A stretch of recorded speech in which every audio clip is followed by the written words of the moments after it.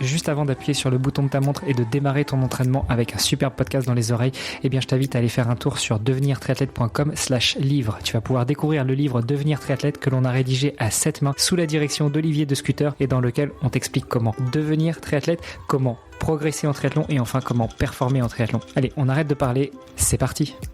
Salut à tous, c'est Olivier, bienvenue sur le podcast Devenir triathlète. Alors aujourd'hui les choses sont un petit peu différentes, comme vous avez pu le remarquer, ce n'est pas Hermano qui introduit le podcast, pourtant il est là, il est en face de moi et on se fait un épisode un peu particulier, on va revenir sur son fameux défi Agrippa dont vous avez probablement déjà entendu parler sur le podcast. Salut Hermano. Salut Olivier, salut à toutes et à tous, enchanté d'être parmi vous aujourd'hui et pas à 3 ou à plus autour d'une table mais juste tous les deux. Exactement, on faisait ça à l'époque au début du podcast. On a fait quelques épisodes juste à deux et puis rapidement on a commencé à inviter les invités parce qu'on s'est dit que on risquait de se répéter donc c'était plus pratique avec les invités qui avaient quelque chose de nouveau à nous raconter. Mais voilà, mais là on revient effectivement sur ce format en duo parce que t'as quand même fait une petite balade à travers la France il y a pas longtemps et donc du coup on s'est dit que c'était le bon moment pour revenir dessus. Alors, avant toute chose, je tiens quand même à préciser que on a fait le compte, là, ça fait presque 2 mois qu'on n'a pas fait d'enregistrement, donc on avait pris pas mal d'avance à l'époque, histoire de tenir. On a quand même eu 2 semaines de blanc malgré tout, mais bon, voilà. Pour ceux qui nous suivent assidûment, désolé, mais on est bien de retour, donc voilà, c'est reparti. Il va falloir qu'on reprenne un petit peu la main aussi. On a eu un peu du mal à démarrer là aujourd'hui, mais voilà, ça y est. Ouais, en même temps, on avait tellement de sujets à voir.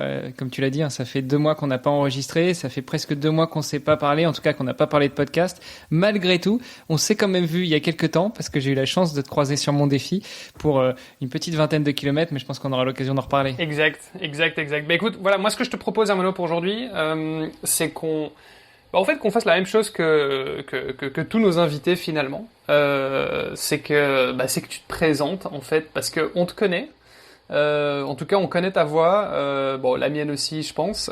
Mais on n'est jamais forcément revenu vraiment sur c'est quoi ton parcours, d'où tu viens, ta rencontre avec le sport, et surtout l'aboutissement comment est-ce que t'en es arrivé à te dire je vais organiser le défi Agrippa, et bon, pour ceux qui auraient pas suivi, c'est quand même une traversée de la France en swimrun, donc on va revenir évidemment sur le détail, sur les chiffres, sur l'expérience. Je pense que t'as plein d'anecdotes à nous partager aussi.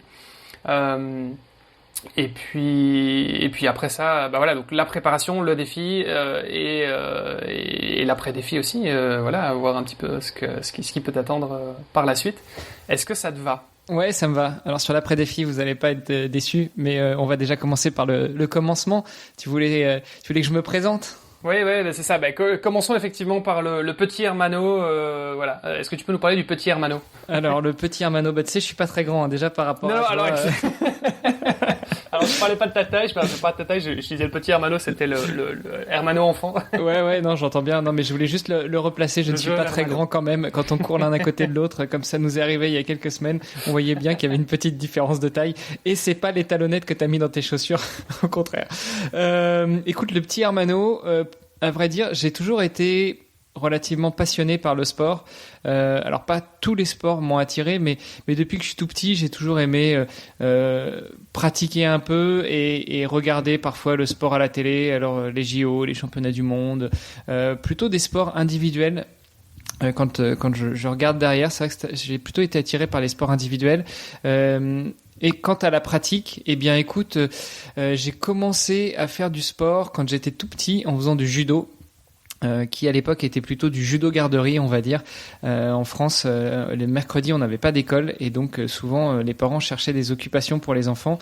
Et moi, il y a quelque chose qui m'attirait dans le judo. Bon, déjà, mon père me disait qu'il en avait fait beaucoup quand il était jeune. Donc, tu sais, la recherche de la perfection, le combat contre le père, etc. Et donc, j'ai voulu pratiquer le judo. J'en ai fait pendant une dizaine d'années.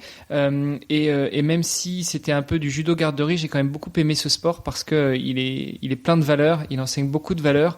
Et ça reste à la fois un sport individuel, mais aussi un sport qui se pratique à plusieurs. Et les entraînements sont en collectif. Et donc, c'est vraiment quelque chose qui m'a attiré. Et puis, Voilà, c'était un peu le seul sport que je pratiquais. Je me baladais aussi avec les copains en courant, en marchant, en vélo. Enfin, tu sais, c'était une autre époque, un autre monde. On n'avait pas des écrans, des choses comme ça à l'époque.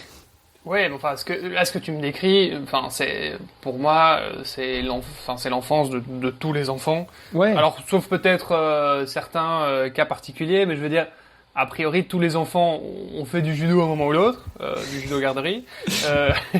Quand tu me dis une passion pour le sport, est-ce que, enfin, t'avais une vraie passion pour le sport ou c'était parce que tu disais, je regardais à la télé, parce que pour moi, il y a une grande différence entre être sportif et regarder du sport. D'ailleurs, tu regardes, je sais pas, tu regardes dans un stade de foot les supporters, c'est pas forcément des sportifs pour autant, quoi. Ouais. Alors, pas tous, évidemment, je veux pas caricaturer, mais voilà, il y a quand même, il y a quand même une grosse différence, quoi. Ouais, non, c'est pour ça que je disais, j'étais plutôt passionné, voire attiré par le sport, mais pas tellement par la pratique du sport en lui-même. Moi, le seul sport que je faisais quand j'étais jeune, c'était un peu de judo, et puis, comme je te disais, hein, comme tous les gamins à l'époque, on se baladait pas mal en vélo, ou en marchant, ou en courant. Enfin, finalement, comme tous les gamins, mais en étant un petit peu plus actif, je trouve, que la génération actuelle. Mais sans être un sportif à l'époque. Et puis vers 12-13 ans, alors que j'étais non seulement petit, mais très large, j'ai découvert ce que c'était véritablement que de pratiquer du sport, en particulier du vélo, et j'ai commencé aussi à courir un petit peu, juste comme ça, pour aller me balader, pour faire quelques sorties de course à pied avec mon papa et avec des amis. Et c'est là, je pense, que j'ai commencé vraiment à être piqué par le virus de la course à pied et de la pratique du sport. Donc là, tu disais petit et large, t'étais en surpoids Ah, j'étais très largement en surpoids, ouais.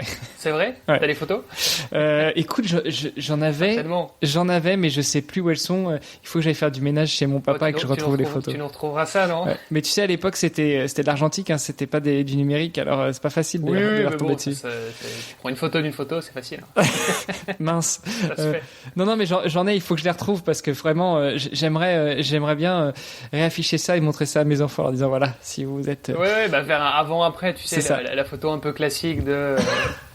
Enfin bref. Mais donc du coup, ouais, tu découvres la course à pied, le vélo aussi à 12-13 ans, c'est ça? Et puis tu tombes dans le triathlon? C'est ça. Bah en fait, je suis tombé dans le triathlon un peu par hasard avec un copain d'enfance qui d'ailleurs m'a beaucoup accompagné par la pensée et par les actes pendant le défi.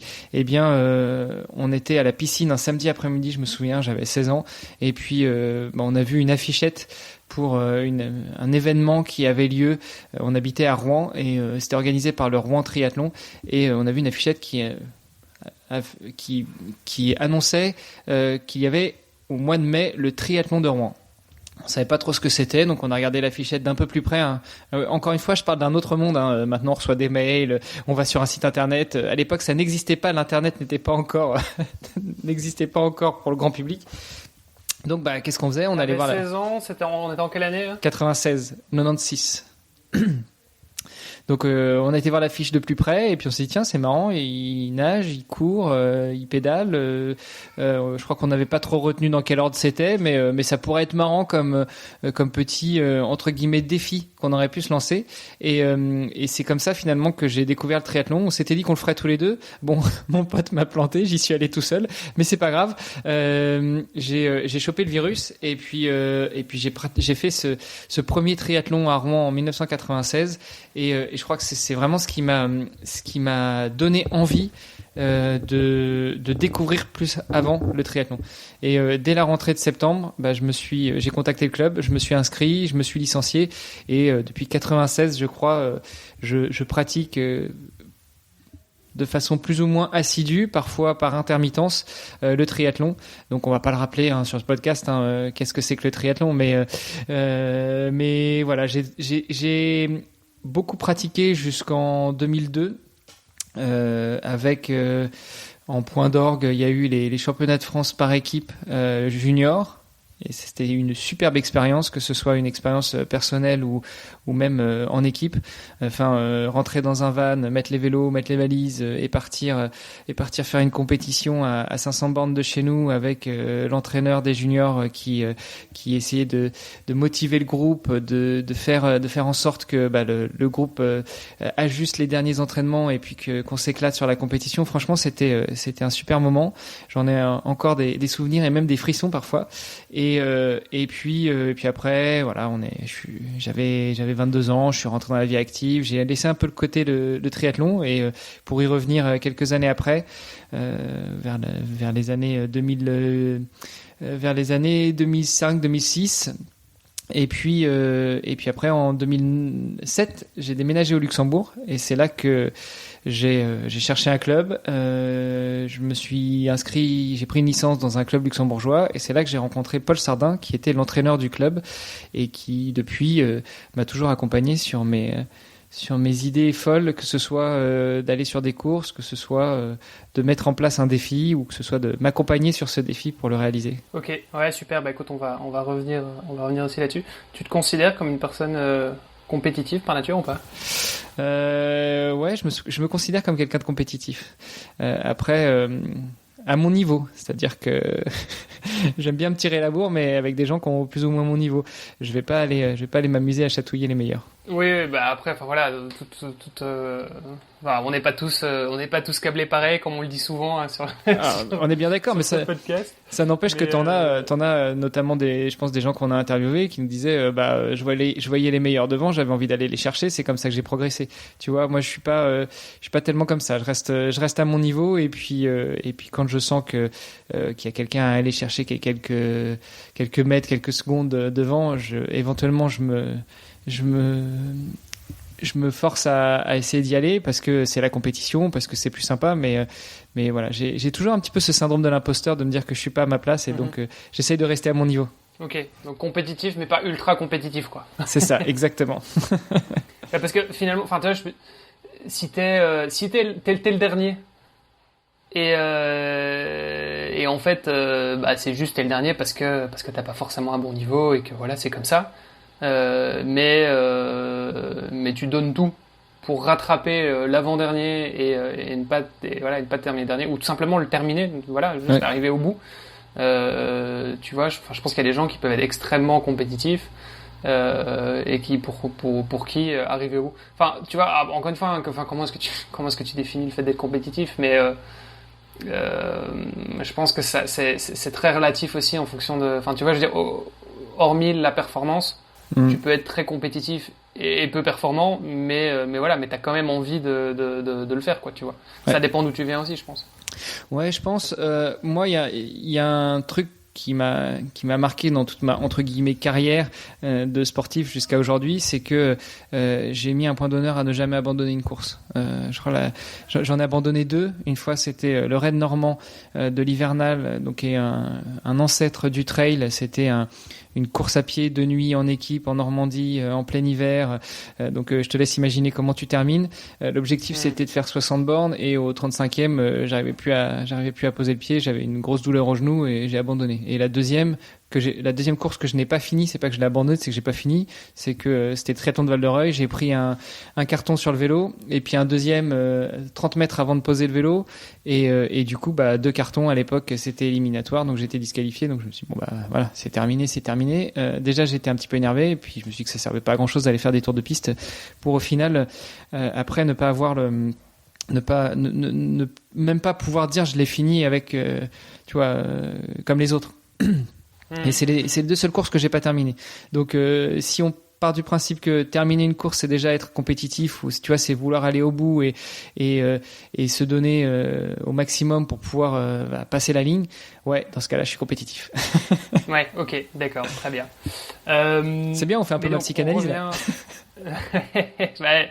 C'est peut-être comme ça que le ressentent la plupart de nos invités aussi. Ouais, c'est ça. Vois, donc c'est bien, on se met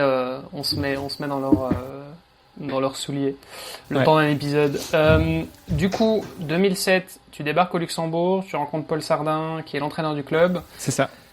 Tu commences à t'entraîner avec lui, avec eux, avec le club. Le Luxembourg, ça a duré pas mal de temps. T'es resté là jusqu'il y a pas si longtemps que ça. Ça fait quoi? Ça fait 1 an que t'as déménagé? Ça fait 1 an que j'ai déménagé. Même pas, c'était en début d'année 2023. Et au Luxembourg, on y est resté un peu plus d'une quinzaine d'années. C'était long quand tu y penses, quand tu regardes. Et puis au final, j'ai eu l'impression que tout s'était déroulé assez rapidement. Après être arrivé au Luxembourg en 2007, j'ai tout de suite eu envie. Je me suis dit, nouveau pays, nouvelle vie, nouveau boulot, même si c'était une mutation professionnelle. Et je voulais aussi donner un nouvel élan à ma, entre guillemets, vie sportive.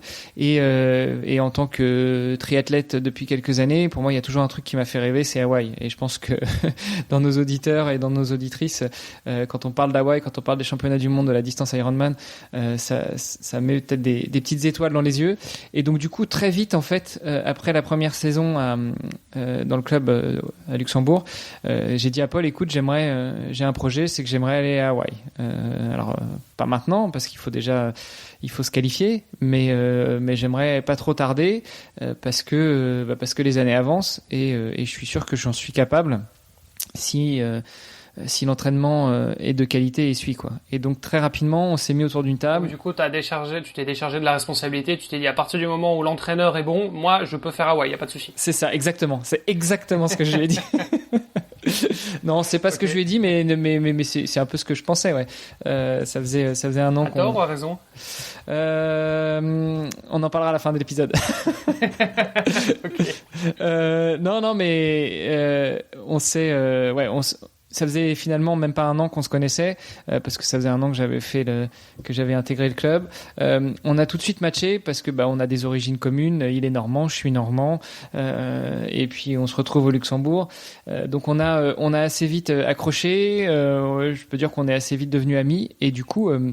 Quand je lui ai dit que j'avais ce projet d'Hawaï, on s'est mis autour d'une table. Oui, parce que parfois les sportifs ils se mettent aussi autour d'une table. Et puis en gros, on a essayé de brainstormer et de regarder ce qu'on pourrait faire par rapport au temps qui serait disponible, par rapport au travail, par rapport à la famille, etc. Et qu'est-ce qu'il faudrait mettre en place pour y arriver. Et on s'était dit, on va tenter une qualif assez rapidement, mais malgré tout, on va se donner une fenêtre de 5 ans pour aller jusqu'à Hawaï. Parce qu'on ne sait jamais ce qui peut se passer.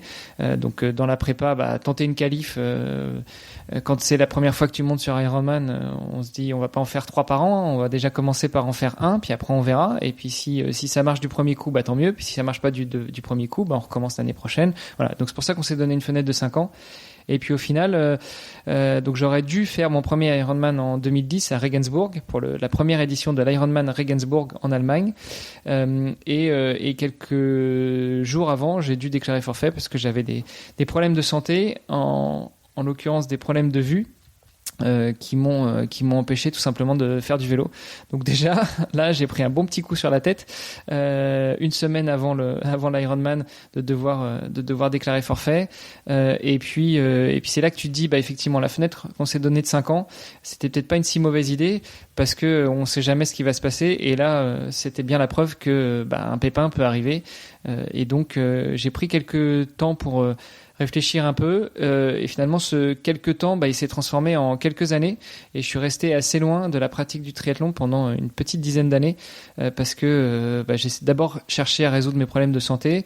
Je suis passé par la case greffe de cornée à l'œil et puis après on arrive sur la fin des années 2010, tentative de reprise un peu du triathlon, tentative de reprise du vélo, quelques chutes qui s'enchaînent en vélo, quelques fractures de clavicule.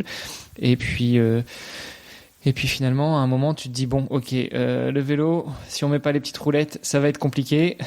Et donc, on va chercher un autre sport. Tout ça, c'était lié à tes problèmes de vue, du coup.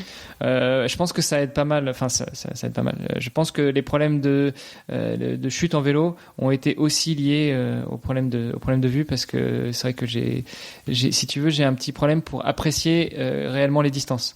Alors c'est bête, mais par exemple en natation, en bassin, je compte beaucoup mes mouvements. Enfin, c'est pas beaucoup, je compte tout le temps mes mouvements parce que je suis pas certain d'arriver au centimètre près en face du mur, tu vois. Et donc c'est un bon repère pour moi de savoir que quand je suis à 47 ou 48 mouvements au 50, il faut que je fasse mon virage. Ouais, ok, d'accord. Mais et donc du coup, pour revenir un peu sur ce problème de vue, c'est quelque chose que tu as eu depuis toujours ou c'est arrivé à ce moment-là, ça s'est aggravé, il s'est passé quoi? Alors j'ai toujours porté des lunettes depuis que je suis gamin, depuis que j'ai 6 mois.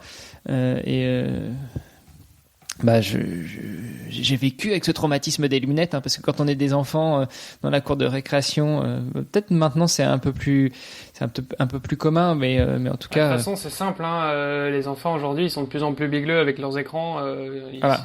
donc ouais, je pense, à mon avis, je pense, enfin, j'en sais rien. Après, j'ai peur de dire des bêtises, mais ça m'étonnerait pas qu'il y ait plus de qu'il y ait plus de porteurs de lunettes. Qu'il y ait plus de porteurs de lunettes, tout comme il y a plus d'allergiques au gluten et comme il y a ouais, bon. exact. Ouais, c'est aussi alors je sais pas si c'est que les écrans qui jouent, mais je pense que c'est aussi une façon de détecter les problèmes et on les dépiste beaucoup plus tôt. Bon bref, tout ça pour dire, ça fait un peu vieux con, mais à mon époque, tu vois le déambulateur et la canne dans le coin là. À mon époque, je trouve qu'on était moins nombreux à porter des lunettes, surtout au plus jeune âge. Et donc, quand je parle de traumatisme, c'est gentil, mais c'est vrai que entre gamins, on n'est pas toujours très bienveillant parfois dans les cours de récréation et porter des lunettes, ça te met un peu dans un. Voilà, tu l'as mal vécu? Je l'ai pas. Ouais, c'est. Bah, t'as pas le choix de toute façon, parce que moi, si tu m'enlevais mes lunettes, c'était pas le mur de piscine que je voyais plus, c'était plus rien du tout. Mais voilà, j'ai toujours porté des lunettes avec une grosse correction. Et puis. Et c'était quoi? C'était de la myopie du coup Alors c'était de l'hypermétropie, qui est le contraire de la myopie. Et puis le tout. C'est-à-dire que tu vois pas de loin. Ça veut dire que quand j'ai pas mes lunettes, j'y vois rien du tout. Non mais ouais, ça veut dire que tu peux lire un bouquin par exemple de près, t'as pas de problème. Par contre de loin, ça c'est plus compliqué. Ouais, alors ça c'est la théorie, parce qu'en réalité quand j'ai pas mes lunettes de très très très très près, je vois pas en fait. Tu vois, j'ai jamais vraiment su dire exactement ce que c'était que l'hypermétropie, si ce n'est que c'est le contraire de la myopie, tout simplement parce que moi quand j'enlève mes lunettes, j'y vois rien. Je vois des formes en fait, si tu veux. Donc si j'ai pas mes lunettes, si t'es en face de moi et que ma femme est à côté de moi, je saurais te dire qui est qui sans vous toucher. Mais par contre, je vois pas vos visages en fait. Tu vois, je vois des formes, je vois la couleur je vois les couleurs, mais je distingue pas. Et donc. Ok, donc le casse-vitesse, le petit trou dans la route ou quoi, ça. Ça c'est dur ça. Ça c'est dur. Mais parce que du coup, j'imagine que tu roulais tu roulais avec tes lunettes. Je roulais avec mes lunettes, ce qui était aussi un petit paramètre en plus à prendre en compte quand tu fais du triathlon, parce que quand t'as pas de lunettes ou quand tu mets juste des lunettes de soleil quand tu pars sur le vélo, bon bah voilà, les lunettes de soleil tu les mets et puis c'est vite fait. Quand tu portes des lunettes, bah tu sors de l'eau, t'es un petit peu déjà au radar, et puis t'arrives sur ton poste de triathlon, tu t'enchaînes ce que t'as à mettre, donc le casque, le dossard, etc. Et puis pour peu que tu sois encore un petit peu mouillé, bah les lunettes prennent des gouttes un peu partout. Et voilà, ça rajoute un paramètre en plus qui est que bah si tu vois déjà pas super bien et qu'en plus tes lunettes sont pas propres, ça rajoute des complications. Mais voilà, je l'ai bien vécu. Il y a pas mort d'homme, mais ça rajoute quelque chose en plus à gérer. Et en natation, ça se passe comment? Parce que je t'avoue que, même, moi normalement en théorie, je suis censé porter des lunettes, mais ça fait une dizaine d'années que j'ai une paire de lunettes, mais que je les mets jamais. Parce qu'en soi je vois, c'est juste que quand je mets mes lunettes j'ai l'impression de voir en HD, tu vois. Ce qui est assez frappant, c'est quand je regarde par exemple là par la fenêtre, je regarde les arbres, bah si je mets mes lunettes j'aurai l'impression, je vais voir chaque feuille, tu vois des arbres qui sont à 200 mètres, donc là je vois un arbre, je le vois bien l'arbre, je vois la différence, les couleurs, tout ça, mais effectivement si je mets mes lunettes j'aurais cette impression un peu plus de HD, tu vois, t'as l'impression de passer en 4K, alors que bon avant le HD c'était très bien aussi, mais voilà. Mais donc bref, je sais pas pourquoi je dis ça. Ah oui, alors du coup effectivement ça veut dire que ce que je voulais dire c'est que ma vue est certes pas parfaite, mais bon elle est quand même correcte, et pourtant parfois j'ai quand même quand t'es sur des longues distances en triathlon, tu dois sortir la tête hors de l'eau, t'as peut-être un peu de buée sur tes lunettes de nat. Parfois j'ai un peu du mal à me dire attends, la bouée elle est où? Enfin tu vois, je dois la chercher un petit peu, et ça je pense que ça arrive à beaucoup de gens, surtout quand t'es sur des parcours style Ironman où t'as une boucle de 3,8 km et que chaque bouée elle est à 500 mètres, donc voilà, il suffit qu'elle soit pas très très haute, enfin voilà, donc ça peut arriver aussi. Ça pour toi ça a jamais été un problème? Bah, ça n'a jamais été un problème parce que j'ai jamais été en tête. Parce que ah non, mais moi j'ai jamais été en tête non plus, hein, mais j'étais loin derrière. Ouais. Non, mais tu sais, à mon époque, encore une fois, les rolling start n'existaient pas en fait. C'était des mass start. Donc dès que tu prenais un départ, t'avais toujours plein de monde. Bon, en toute modestie, je suis pas un trop mauvais nageur. J'ai appris à nager. Quand je dis apprendre à nager, je veux dire techniquement assez tard. Hein. Quand je suis rentré au club de triathlon à Rouen, donc à 16 ans. Avant, tu vois, je flottais, je barbotais, Oui, mais 16 ans, c'est tôt. Enfin, tu vois, je veux dire, ok, oui, c'est pas bon. T'aurais pu commencer 10 ans plus tôt, c'est certain, mais c'est quand même relativement tôt. Tu vois, quand tu commences à 26, bon, c'est déjà. Enfin, tu vois, ah non, je suis sûr. Je suis d'accord avec toi. 36, 46, enfin, voilà, on se comprend. Non, mais on en a déjà parlé avec nos invités. Hein. C'est vrai que y en a beaucoup qui ont commencé assez jeunes. Donc, tu vois, je pense que je suis pas un trop mauvais nageur, malgré les défauts que je peux avoir au niveau technique. Donc, ce qui fait que j'étais souvent dans le pack avant, tu vois, j'étais dans le top 20, top 30 en natation. Donc quand tu avais des mass start ou sur des courses, il y avait des courses où il y avait 2000 partants avec une mass start et où tu es dans les 30 premiers, finalement, tu peux suivre les pieds. Parce que quand tu es dans une mass start et que tu es 1500e sur 2000, si tu suis les pieds, il suffit que le gars qui soit devant, il soit pas tout à fait rassuré, le gars ou la fille, soit pas tout à fait rassuré et fasse un petit écart. Et si tu suis ses pieds, tu vas faire un écart avec lui. Quand tu es dans le pack avant, dans les 30, 40, 50 premiers, en général, ça nage bien, les mecs suivent. Et droit, donc, tu peux avec assez de confiance, suivre les pieds. Donc, c'était ma stratégie en natation. Quand tu regardes effectivement ton tracé, sur Strava ou quoi, après la natte, si t'es pas un bon nageur et que t'as pas l'habitude de nager en eau libre, souvent, ça fait pas mal de zigzags, quoi. Ouais. Ouais. J'avoue que mes tracés sont pas tout à fait droits. Après, c'est peut-être lié aussi à l'approximation du GPS. C'est ça, c'est lié au problème d'enregistrement du GPS. On l'a déjà dit sur ce podcast, on l'a déjà dit sur Nakan. Le GPS et l'eau, ça marche pas. C'est pour ça aussi que je prends un petit peu plus de temps quand je nage dans l'eau. C'est tout simplement que je fais un peu plus de mètres finalement parce que je vais pas en ligne droite. C'est ça. Exactement. Donc, tu disais, oui, mais donc, alors t'as eu ce problème de vue, mais donc tu disais, mais ouais, j'ai été hypermétrope depuis toujours. Et il s'est passé quoi à ce moment-là? Ça s'est dégradé une semaine avant. C'est quoi? C'est le stress? Non. L'accident? Il s'est passé quoi? En fait, ça s'est dégradé assez rapidement. Dès début 2009, je sentais que j'avais des problèmes pour voir bien, et notamment les détails, même avec les lunettes. Il faut savoir qu'avec mes lunettes, je le disais, j'ai toujours porté des lunettes, mais j'ai jamais eu une correction à 100%. Donc en gros, j'étais 8 sur 10 avec lunettes sur les deux yeux. Et puis, je travaillais dans un environnement bancaire avec beaucoup de chiffres. Et plus ça allait, et plus je me rendais compte que ça commençait même à devenir dangereux parce que les 6, les 8, les 0, j'avais tendance à les mélanger, tu vois. Et donc, j'ai toujours fait des contrôles réguliers chez l'ophtalmo, et à un moment, un contrôle chez l'ophtalmo, il m'a dit, je pense que vous avez un petit problème qui se produit en général à la fin de l'adolescence chez les hommes vers 25-30 ans. Et ça tombait bien, j'étais à peu près dans la fourchette. Et il s'est avéré, en faisant plus de tests, que j'avais une dégénérescence de la cornée qui fait que ça déforme l'acuité visuelle. Alors, on ne sait pas exactement à quoi c'est dû. Est-ce que c'est génétique? Est-ce que c'est dû au fait? Est-ce que c'est mécanique? C'est-à-dire, tu sais, les enfants qui souvent frottent leurs yeux. Alors, je parle des enfants parce qu'en général, ça commence à l'enfance, mais plus on frotterait ses yeux, a priori, et plus il y aurait des chances que plus tard, ça génère une dégénérescence de la cornée. Bon, on ne sait pas. Bref, j'ai un problème au niveau de la cornée, surtout à droite, qui a toujours été mon œil le plus fort. Et donc, quand ça a commencé à se dégrader, ça a été très très très rapide pour se dégrader beaucoup, et puis après ça s'est un peu stabilisé. Mais en gros, entre 2009 et 2010, ça devenait très difficile de pouvoir voir correctement et surtout de travailler. Comme je te le dis, je mélangeais les chiffres, et quand t'es dans le milieu bancaire et que t'es censé soit passer des ordres, soit les contrôler, soit contrôler le travail des autres, et que tu sais plus faire la différence entre un 6, un 8, un 0, par exemple, hein, ça commence à devenir difficile. Et puis du coup, on a fait toute une batterie de tests et quand je te disais que j'ai pas pu prendre le départ de l'Ironman, c'est parce que dans une des batteries de tests qu'on a fait, on devait dilater la pupille, ce qui est relativement commun hein, quand tu vas chez l'ophtalmo, quand il veut faire un fond d'œil, il dilate la pupille. Sauf que là, la dilatation de la pupille, au lieu de s'atténuer après 3 heures, elle a mis plus de 3 semaines à s'atténuer.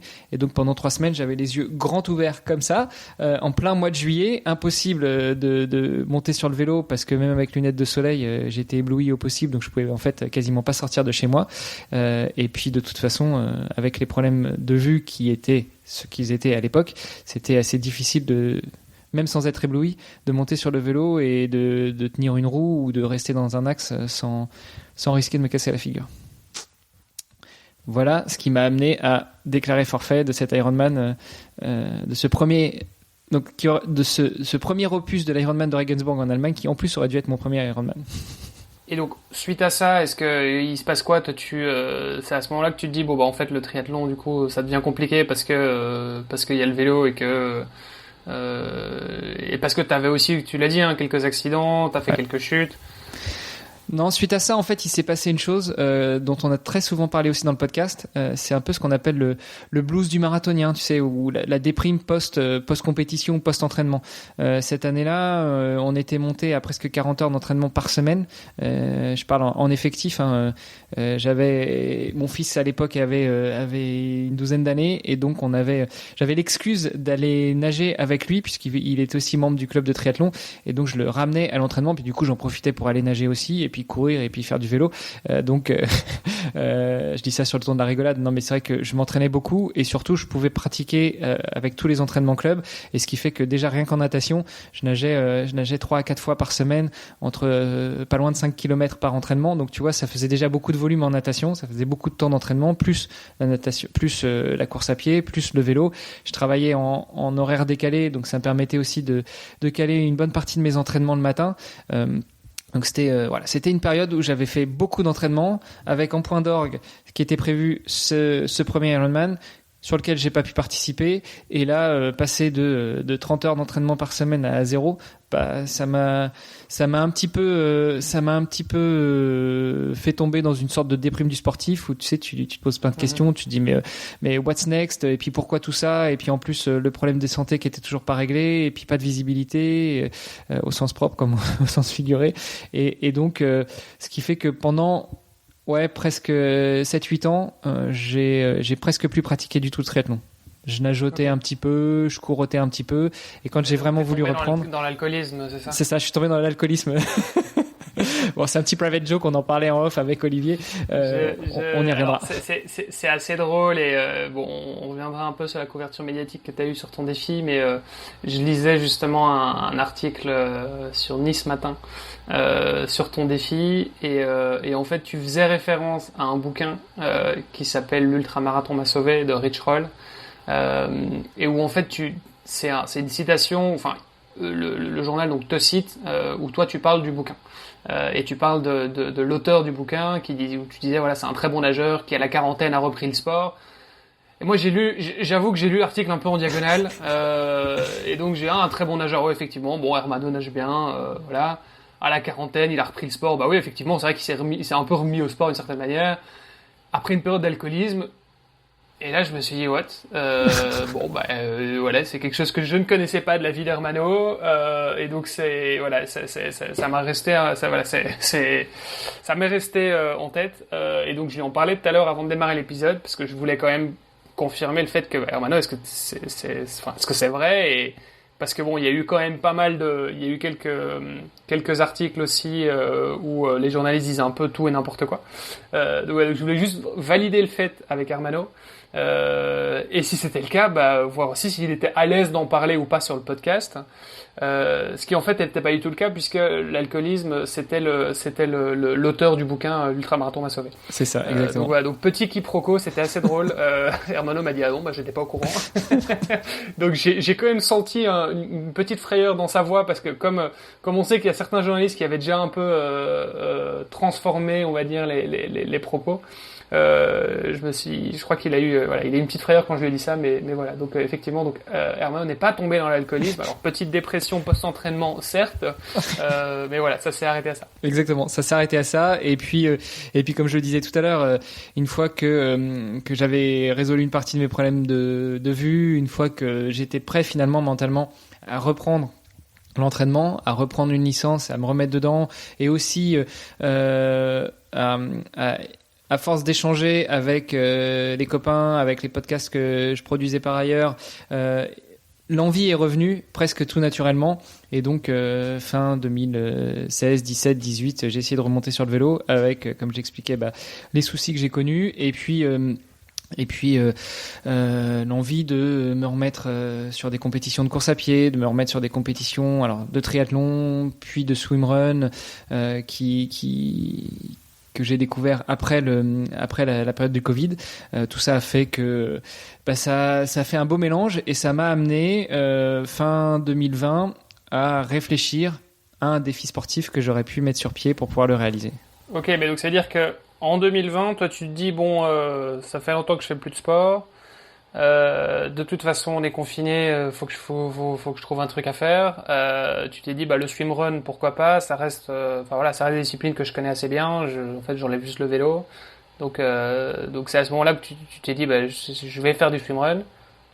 Et puis je vais me faire un défi aussi. Ce fameux défi, tu t'es toujours dit, un jour je ferai un défi et je ferai un truc de dingue.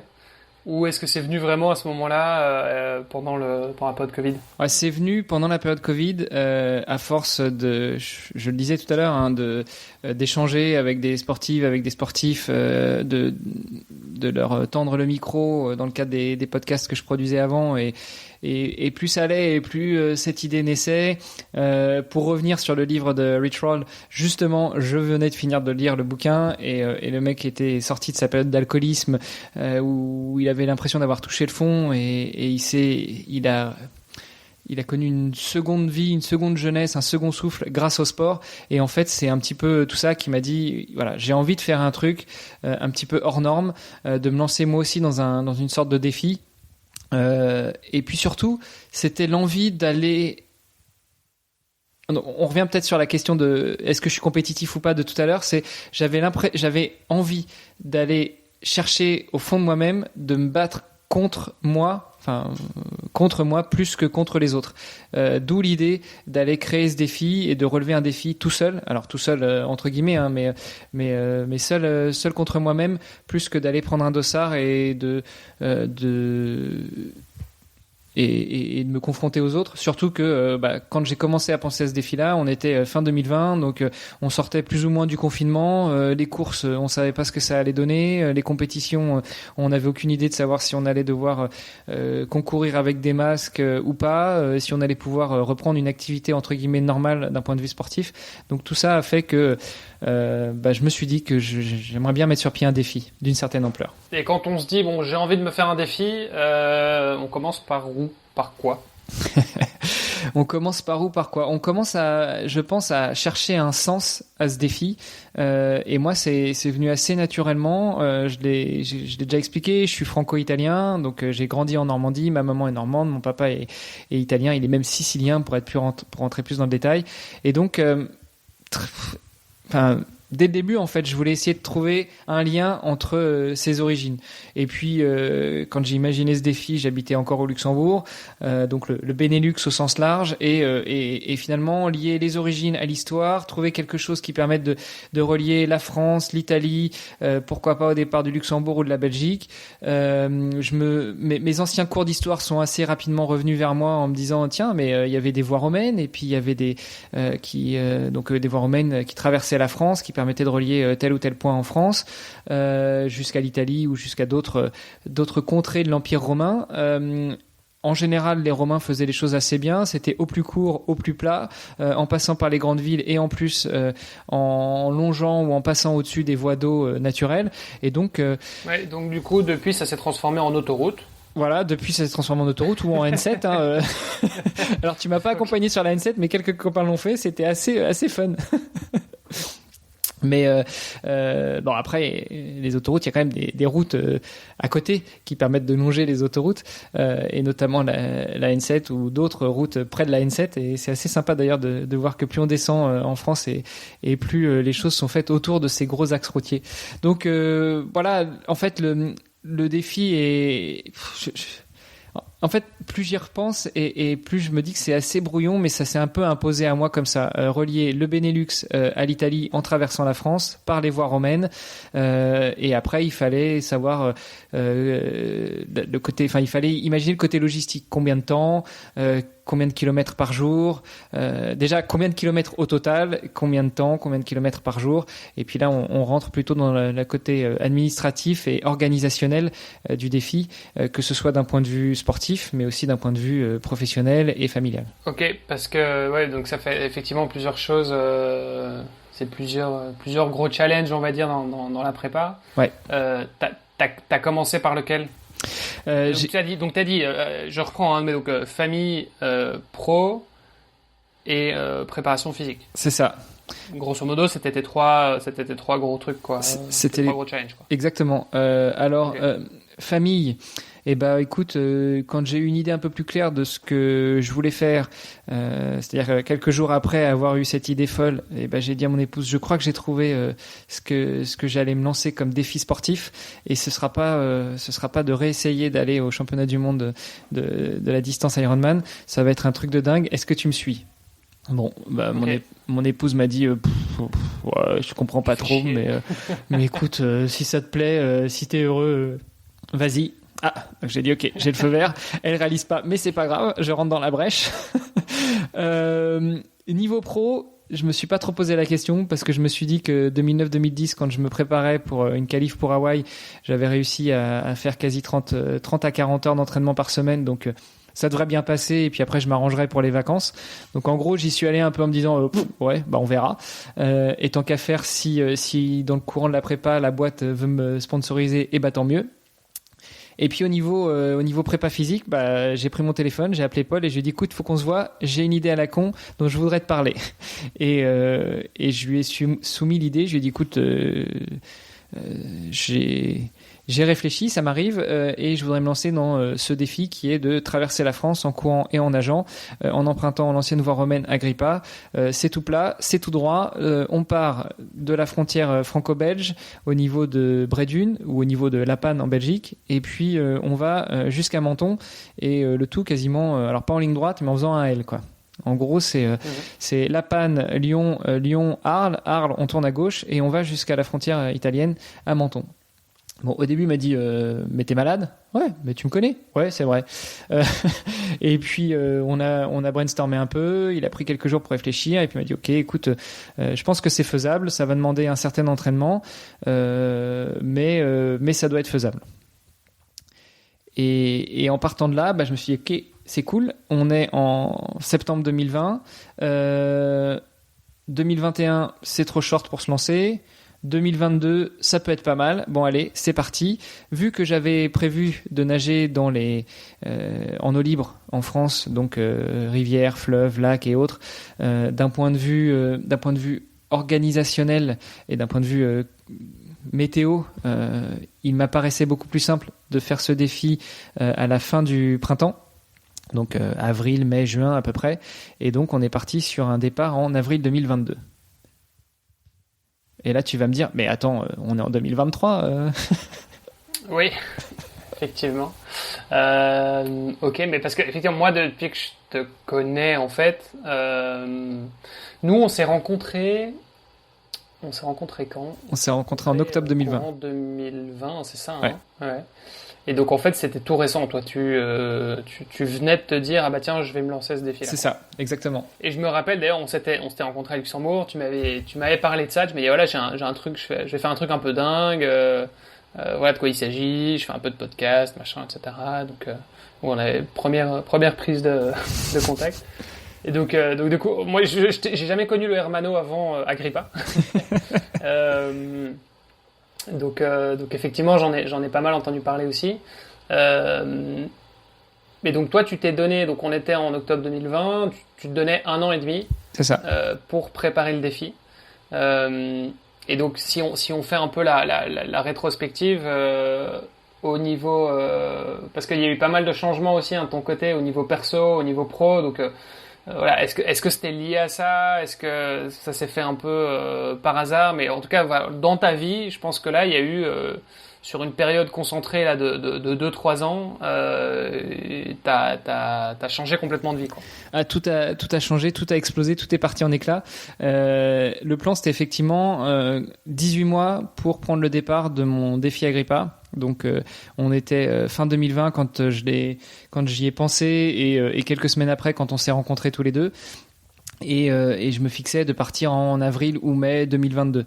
Donc l'idée c'était de gérer toute la partie administrative et logistique sur les premiers mois de 2021, de commencer l'entraînement, enfin une remise en forme, et puis après de monter en charge au fur et à mesure sur le deuxième semestre 2021, et puis les premiers mois de 2022, finaliser l'entraînement et à partir de 2-3 semaines avant le départ prévu, faire du taping, faire de l'affûtage et être prêt pour partir en avril ou en mai. Mais ça, c'était le plan sous réserve que les autres pans de ma vie restent plus ou moins stables. Et comme tu l'as dit, tout a un peu volé en éclats. Au niveau du boulot, ça s'est terminé avec mon employeur de l'époque. Au niveau personnel, on avait des projets avec mon épouse et notamment un projet immobilier dans le sud-ouest de la France. Donc, on a aussi essayé d'avancer là-dessus. Et puis, finalement, au niveau préparation physique, au niveau de l'entraînement, ça s'est pas du tout passé comme j'avais prévu. Paul m'avait dit qu'il était partant pour m'accompagner, que ce soit sur la partie préparation physique, mais aussi sur tout le défi. Donc pendant un mois, m'accompagner et faire toute la partie ravitaillement. Et en fait, toute l'année 2021, j'étais un petit peu en mode remise en forme, remise en état, montée en charge progressive, mais en autonomie. Je gérais tout un petit peu tout seul et Paul n'était pas du tout intervenu. Et puis parce que juste pour remettre peut-être un peu le contexte, toi en 2020, au niveau de ta forme physique, t'en es où? Moi, en 2020, au niveau de ma forme physique, écoute, je sors de cette phase un petit peu de 2018, je sors de ma léthargie sportive où je me dis je vais me remettre dans le game et puis je vais repartir sur des grosses compétitions et je vais peut-être repenser au rêve d'Hawaï. Juin 2018, grosse chute de vélo et fracture de la clavicule avec opération. Donc juin 2018 donc pendant un an j'avais du matériel dans l'épaule, donc déjà de juin jusqu'à août impossible de pratiquer la natation et la course à pied parce que trop traumatisant pour le post-op et puis fin 2018 je recommence un peu à nager, je recommence un peu à rouler en faisant attention parce que j'avais toujours du matériel au niveau de la clavicule. Je repasse sur le billard fin 2019 pour enlever le matériel que j'avais, donc à nouveau 2 mois alors pas de convalescence mais 2 mois sans trop pouvoir nager ou courir pour être certain qu'il n'y ait pas de problème. Et puis 2020 Covid. Juillet 2020 au Luxembourg, on était. Oui, donc t'étais nulle part, quoi. Voilà, j'étais nulle part. Juillet 2020 au Luxembourg, on était entre 2 confinements, mais on avait quand même le droit d'aller au boulot et de bosser. Je reprends le vélo et refracture de la clavicule. Donc c'est un peu à ce moment-là que je me suis dit que j'allais ranger le vélo, même clavicule, même endroit. Donc c'est un peu ce moment-là que je me suis dit que j'allais ranger le vélo au garage. En général, on dit que tu vois, quand l'os se ressoude, qu'il est justement plus résistant à cet endroit-là.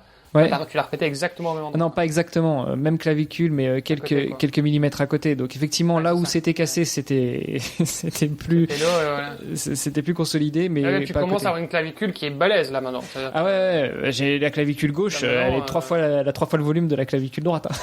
Là, t'as plus grand chose tu risques plus grand chose là. Ouais. Donc voilà, là on arrive à l'été 2020, donc ma condition physique elle est proche de zéro. Okay, mais donc c'est-à-dire que tu pars de nulle part, c'est ça. Enfin nulle part. Voilà, c'est pas nulle part, mais en tout cas t'es un peu à la rue au niveau entraînement. Ça fait quelques années en fait que je végète. Plus vraiment sérieusement, et voilà. Et toi tu te dis dans 18 mois je pars faire la traversée de la France en swimrun. ce qui était peut-être un peu ambitieux. Bah, c'est vrai que quand tu regardes comme ça avec le recul, tu te dis c'était un truc de dingue. Ouais, c'était un peu ambitieux, mais justement, je me disais j'ai 18 mois pour le faire. Il va falloir monter en charge progressivement. Donc j'ai 18 mois pour monter en charge et pour arriver à mon objectif dans 17 mois, parce qu'en gros le dernier mois c'est un peu d'ajustement quoi. Et pour moi ça me semblait cohérent et ça me semblait faisable et je pensais que ça passerait. Et Paul me disait oui, si on a le temps, enfin si on a ces 18 mois là, on va y arriver, il n'y a pas de problème. Mais au final Paul m'a pas accompagné tout de suite sur la partie entraînement, sur la partie préparation physique. Je pense que lui aussi avait d'autres choses à gérer d'un point de vue personnel, et puis certainement qu'il attendait de voir comment j'allais me remettre en forme, comment j'allais me remettre dans un état de sportif et sortir de cette végétation du sportif, du poste, enfin de ce blues du marathonien ou ce blues du sportif qui depuis 10 ans arrivait pas vraiment à se remettre dans le truc quoi. Il attendait que tu fasses aussi un peu tes preuves, parce que vu ta théorie de c'est pas ma responsabilité, si ça marche c'est grâce à l'entraîneur, si ça marche pas c'est la faute de l'entraîneur. Étant donné qu'il connaissait ton positionnement par rapport à ça, il a peut-être pris avec des pincettes. Ouais, certainement. Alors j'ai envie de dire, juste corriger, hein. Si ça marche c'est grâce à l'entraîneur, si ça marche pas c'est à cause de moi, hein. J'étais pas là. Non, je te taquine, je te taquine. Non, mais je pense qu'effectivement, il a pris avec des pincettes. Il voulait certainement voir si j'aurais déjà le mental et la caisse pour me remettre en forme tout seul, et à quel niveau il pourrait intervenir pour pouvoir reprendre les choses en main. Ok. Bon, mais donc du coup, effectivement, on l'aura compris. Hein, toi, tu t'as pas fait le défi en 2022. Ouais. Là, on enregistre en 2023 parce que tu t'es blessé. Parce que je me suis blessé, parce que effectivement j'ai fait tout et n'importe quoi. Je suis monté en charge, ce que je pensais être progressif, mais finalement c'était pas du tout progressif. Si tu regardes mes entraînements depuis 3 ans, ça a été beaucoup en dents de scie, et c'était juste n'importe quoi. C'est ce qu'on prône, c'est l'antithèse de ce qu'on prône à longueur d'épisodes qu'on fait avec nos invités. C'est vraiment une montée en charge progressive, et là ça n'a pas été progressif. Ça a été progressif peut-être pendant 2 semaines, puis après plus rien, puis après je remontais, puis après je redescendais. Enfin, c'était vraiment de la dents de scie quoi. Ouais, ok. Et au-delà de ça, je pense que ce que toi tu pourrais penser être progressif, en fait, c'est, ça veut dire quoi être progressif? Est-ce que c'est monter en charge de 2% par semaine, 5%, 10%, 20%? Enfin, tu vois, je veux dire, au final, oui, ça reste progressif, mais encore une fois, je pense que c'est vraiment important de pouvoir doser. Et c'est là où effectivement où l'accompagnement avec un coach est super important, quoi. Ouais. Ce qui est communément admis, attention, je ne sais pas s'il y a des bases scientifiques là-dessus, mais ce qui est communément admis, c'est une montée en charge progressive de maximum 10% par semaine. Donc s'il y en a qui nous écoutent et qui se demandent comment est-ce qu'ils vont réussir à courir leur premier marathon, sachant que là ils courent 0 ou 5 km par semaine, en gros il faut se fixer sur une montée en charge de 10% maximum. Ouais, et quand on dit une montée en charge, on prend autant le volume que l'intensité. C'est ça. C'est aussi important à préciser. Et effectivement, il vaut mieux que tu partes de 5 km, parce que si tu pars de 0, que tu fais 10 km, si tu fais 10%, à chaque fois, 10% de 0, ça reste 0. Mais surtout, ce qui est important, c'est la progressivité et la régularité. C'est-à-dire que progresser 10% par semaine pendant 3 semaines, et puis après faire une semaine à 0, et puis après recommencer de là où tu t'étais arrêté avant, en fait, c'est pas la bonne approche. Et encore une fois, c'est progressif. Bon, voilà, on va pas rentrer dans la séance d'entraînement, tant plus qu'on n'est pas, enfin voilà, c'est pas notre métier non plus, et je pense que pas mal de nos invités le font beaucoup mieux que nous. Mais aussi, voilà, la progressivité, elle se fait aussi souvent par cycle.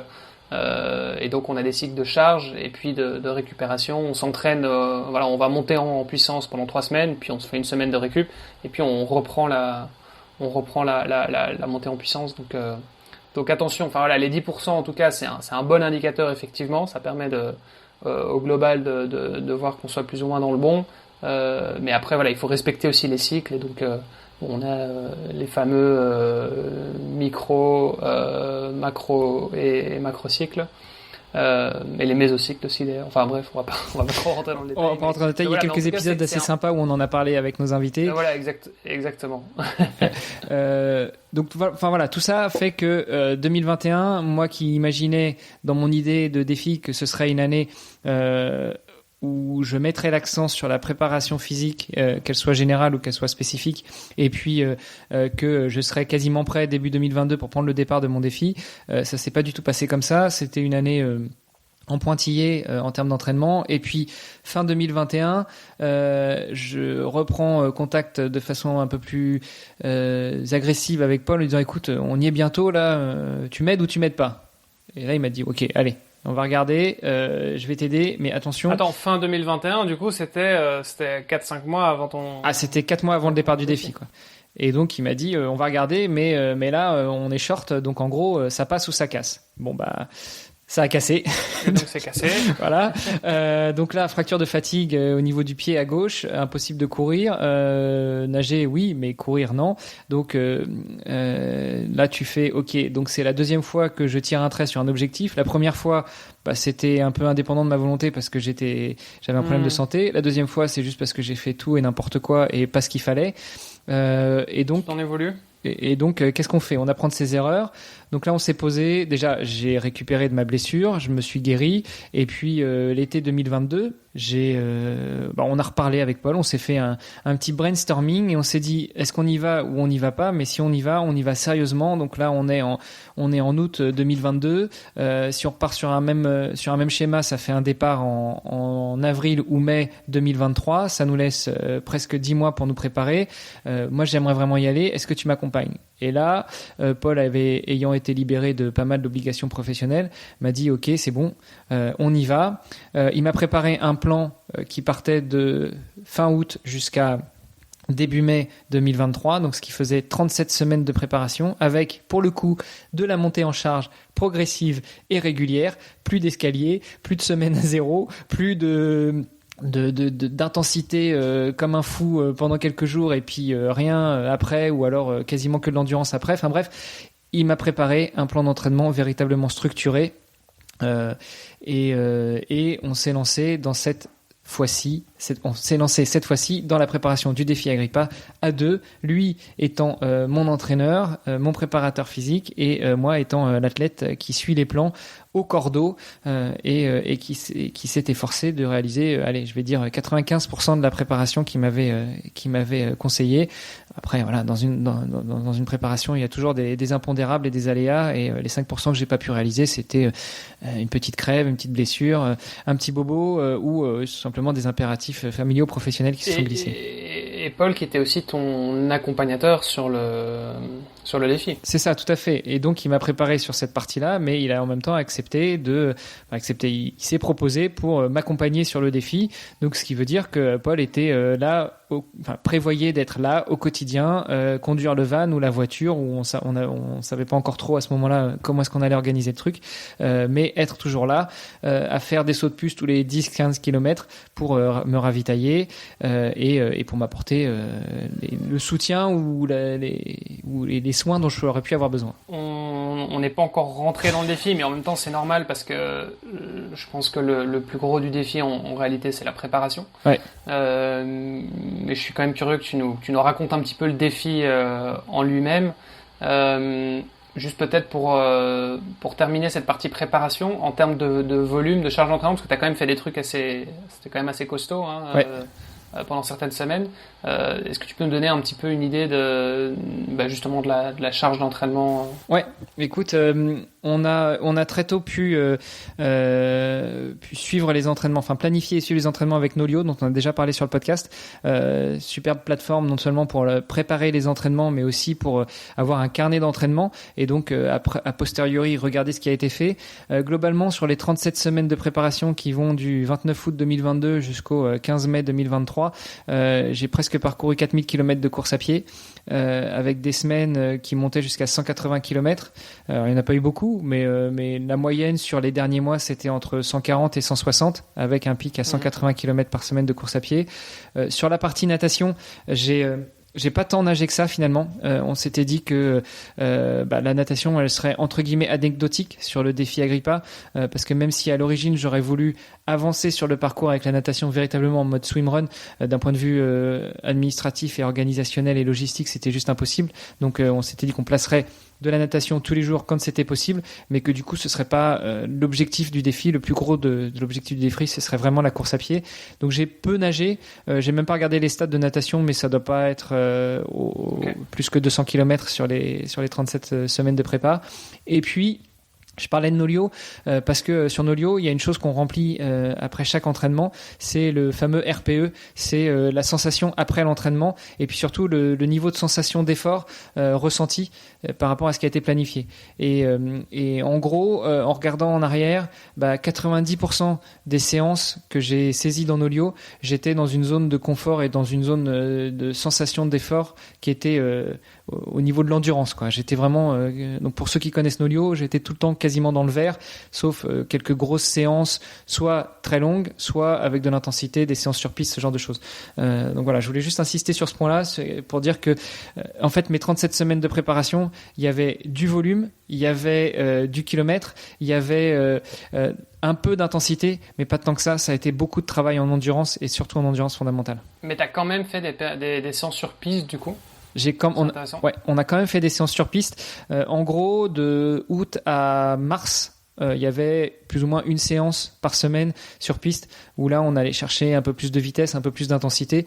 Et le reste, c'était de l'endurance, voire de l'endurance fondamentale, donc de l'endurance lente, entre guillemets. Et quelle est la raison pour... quelle est la raison pour laquelle tu faisais de la piste malgré tout? Parce que quand tu fais de la piste, voilà, tu travailles ta vitesse, tu travailles ta VO2 max. Tu travailles ton cardiovasculaire aussi, et donc l'idée c'était d'avoir un muscle cardiaque bien prêt à encaisser l'effort, parce que même s'il y a de l'endurance, il y a un moment il faut monter, il faut descendre, il y a du vallonné. Parfois on a pris des routes qui étaient plus du trail que du bitume, et donc il fallait pouvoir préparer tout ça. Donc finalement la petite séance entre guillemets petite, donc la séance d'intensité par semaine permettait de pouvoir monter en intensité, de faire travailler le muscle cardiaque pour être sûr que sur le défi au global, sur la durée, tout tiendrait. Donc ça c'est intéressant parce qu'effectivement, contrairement à ce qu'on pourrait croire, on pourrait se dire en fait de toute façon je vais quand même pas courir vite, donc j'ai pas besoin de courir vite à l'entraînement, mais si. Mais en fait si quand même un petit peu quoi. Un petit peu le fameux 80-20. Un petit peu, voilà, c'est ça exactement. Voilà, exactement. À mon avis, je pense que t'étais en plein dedans là. Ah ouais, une séance par semaine. Polarisé. Ouais. Ok, très bien. Bon écoute, du coup, on en arrive. Alors nous, au niveau du podcast, on avait pris pas mal d'avance parce qu'on s'était dit, ok, ça va être chaud. On va pas demander à Hermano d'enregistrer des podcasts après en plein défi. Ça risque d'être compliqué. Donc du coup, on avait pris pas mal d'avance. Et là, on reprend les enregistrements justement, comme je disais tout à l'heure, après presque 2 mois. Comment ça s'est passé le départ? Enfin, est-ce que tu peux un peu nous replonger dans l'atmosphère du départ des préparatifs de dernière minute et je croyais qu'il nous restait que 20 minutes. Écoute, comment ça s'est passé jusqu'à 3 semaines du départ, donc toute la phase véritablement d'entraînement. On montait en charge, on commençait à régler tous les autres problèmes, tous les autres pans du défi, notamment la partie logistique, et donc tout ça s'est accumulé gentiment avec de la préparation mentale. Donc on a travaillé sur tous les paramètres du défi. Et puis à 3 semaines du départ, Paul avait placé donc après un dernier gros entraînement au Luxembourg où sur 3 jours j'ai fait 75 km le jeudi et 80 le samedi. Tout ça quasiment que sur du plat, que sur du bitume. Paul était en mode ravitaillement sur le vélo, donc il me suivait en vélo et il me donnait quasiment les ravitaillements en roulant. Donc en gros, ces 2 jours-là, c'était 75 et 80 quasi non-stop pour tester aussi la machine. Je suis arrivé au bout, c'était concluant, donc on est après rentré dans une phase de 3 semaines d'affûtage, et là le volume a drastiquement diminué. Donc forcément, quand je suis arrivé à Bray-Dunes, la veille du départ officiel du défi Agrippa, j'en menais pas forcément super large parce que j'avais l'impression d'avoir pas fait grand chose les 3 semaines d'avant. Malgré tout, il y avait beaucoup d'excitation, et puis tout était prêt. Le van était prêt, la bouffe était prête, les ravitaux étaient prêts, le matériel était prêt. Dans ma tête, j'étais prêt, mais j'étais pas rassuré. Et donc on est arrivé. T'étais pas rassuré parce que c'était quoi ta crainte principale, ou tes craintes? Mes craintes, c'était de réussir à tenir 5, 10, 15 jours et puis au bout d'un moment d'être blessé ou d'être épuisé mentalement et puis de dire ok c'est bon, on arrête et je rentre à la maison. Ça, c'était ma crainte le 14 mai avant de prendre le départ. Et cette crainte, tu l'as eu jusque quand? C'était le 14 mai avant de prendre le départ. C'est pour ça que j'ai insisté sur la date. En fait, d'accord, mais donc une fois que t'as démarré, là, c'est bon, toutes tes craintes sont parties, tu t'es dit c'est bon, j'arriverai au bout, quoi. Ouais, c'est clair. Je parle du 14 mai parce que le 14 mai, c'était un dimanche et d'un point de vue organisation, on s'était dit le jour du départ, on nagera de la plage de Bray-Dunes jusqu'à 3 km du départ et puis après j'enchaînerai sur la course à pied vraiment en mode swimrun. Puis finalement c'était un peu compliqué et on a bien fait, on s'est dit on va plutôt faire un entre guillemets prologue natation le dimanche 14. Donc on est arrivé le samedi soir tranquille à Bray-Dunes, on avait un endroit où dormir, on a réglé les derniers préparatifs, on a fait un petit repas tranquille et puis le dimanche tout pépère, j'étais me faire un petit run de 4-5 km sur la plage et l'après-midi, j'ai été faire ma natation dans une mer un peu démontée, un peu agitée, un peu fraîche aussi et donc finalement ça a bien lancé le défi parce que tu vois, j'étais pas au bord de l'eau de la Méditerranée sur une mer d'huile dans des conditions idéales en te disant que peut-être demain ce sera pas mieux, tu vois. Non, en fait, j'étais déjà dans le dur dès le dimanche après-midi à nager presque 2 km dans une mer avec des creux d'1 mètre et quand je suis sorti de là, j'étais satisfait déjà de lancer véritablement le défi et puis surtout de me dire bah voilà, je l'ai fait, quoi. Tu sais, c'est un peu comme quand tu vas courir puis que d'un seul coup tu t'as un orage, tu prends une drache et puis tu rentres chez toi, tu vois. C'était bon quand même parce que ça y est, je l'ai fait, quoi. Et je me disais en gros qu'est-ce qui peut m'arriver de pire. Et puis, potentiellement toi t'allais vers le sud de toute façon. Déjà on avançait vers l'été et deux t'avançais vers le sud. C'est ça, exactement. A priori ça c'était plutôt positif. Et en gros je suis sorti de l'eau et mes doutes et mes interrogations et mes peurs se sont estompées et là je savais que le défi était lancé et que coûte que coûte j'arriverais jusqu'au bout. Mais donc pour revenir, rappelle-nous, il y avait combien d'étapes? Il y avait 28 étapes qui étaient prévues, finalement on en a fait 29.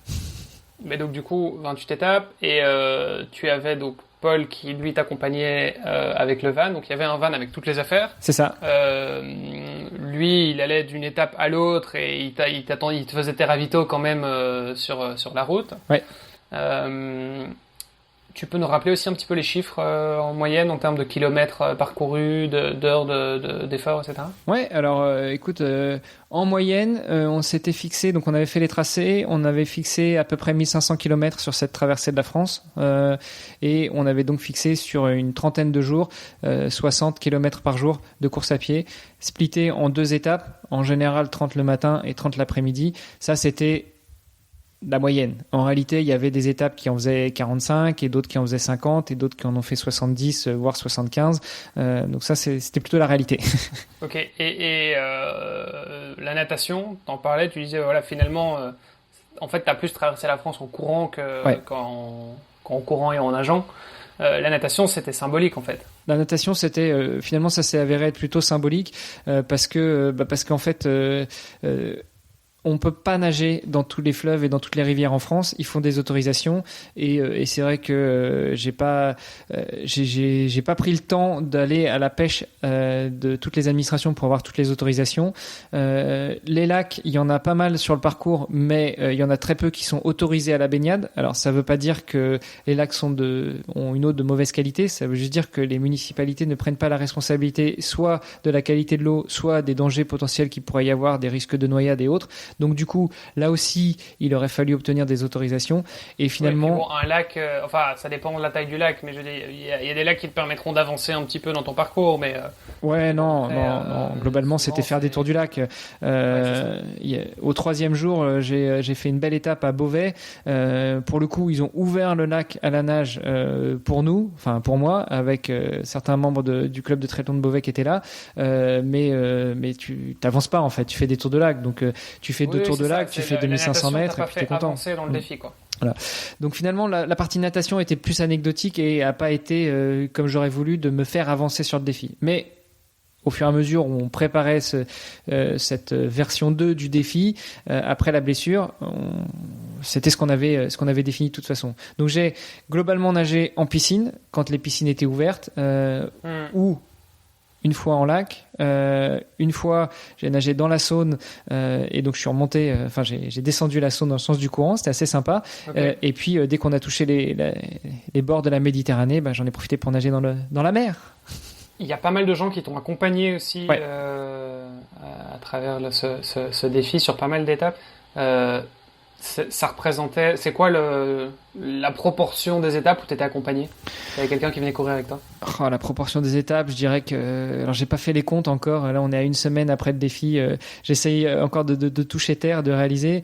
Je dirais qu'il y a 60% des étapes où des gens m'ont accompagné. Ok, ouais, donc c'est quand même important. Hein. C'est la majorité. Okay. Alors, c'était pas toujours des étapes en entier. Hein. C'était parfois l'étape du matin. C'était parfois 10 bornes d'un bout de l'étape du matin moi, par ou de l'après-midi, etc. Le jour, parce que j'ai rejoint Hermano du coup sur une étape effectivement au début quand on était encore pas trop loin de la Belgique. C'est ça. Et, effectivement, et je suis arrivé un peu tard. Je t'ai rejoint. Je crois que t'avais déjà 7-8 km dans les pattes. C'est ça. Puis finalement, ce matin-là, c'était une étape un peu plus courte, donc tu voulais faire 30 bornes et t'en as même pas fait une vingtaine, je pense. Je crois que j'en ai fait 15, mais mais bon voilà, au moins c'était symbolique. J'ai pu t'accompagner sur un petit bout de chemin. Ok, et c'est quoi tes 3 anecdotes?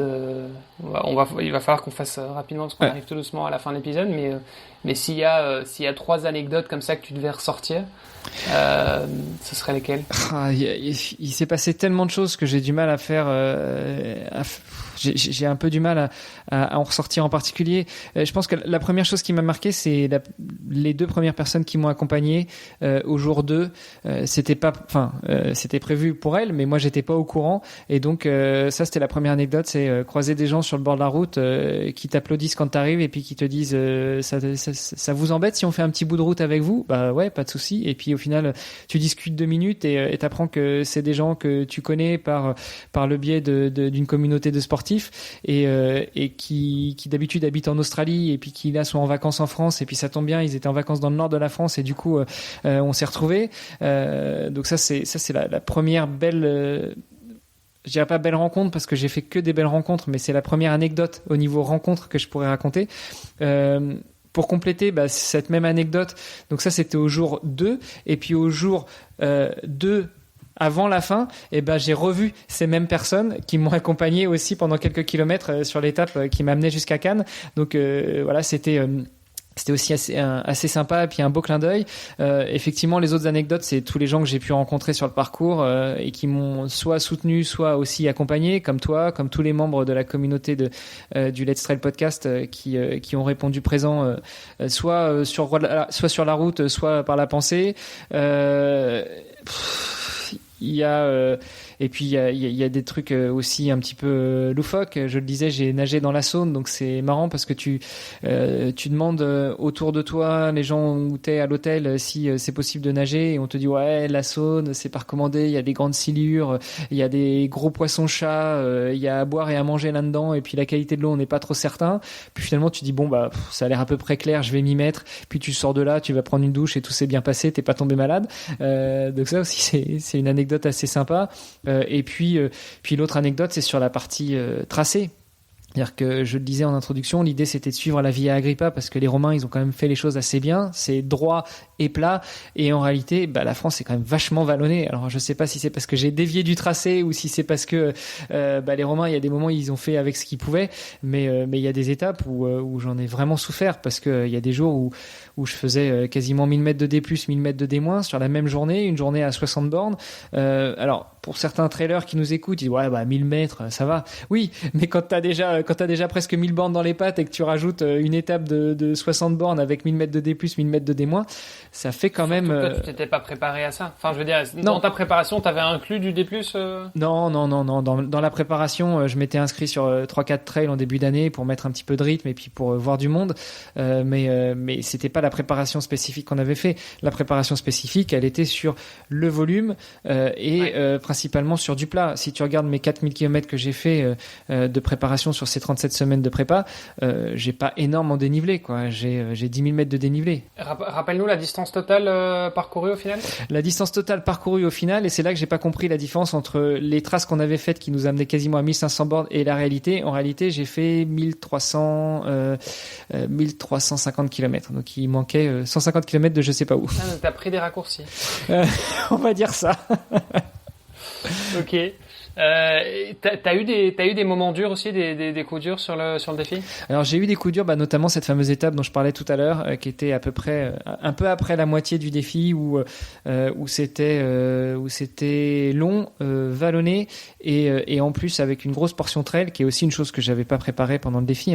Ouais. Mais il y a des moments où tu t'es dit, il y a des moments où t'as eu des doutes aussi. Non.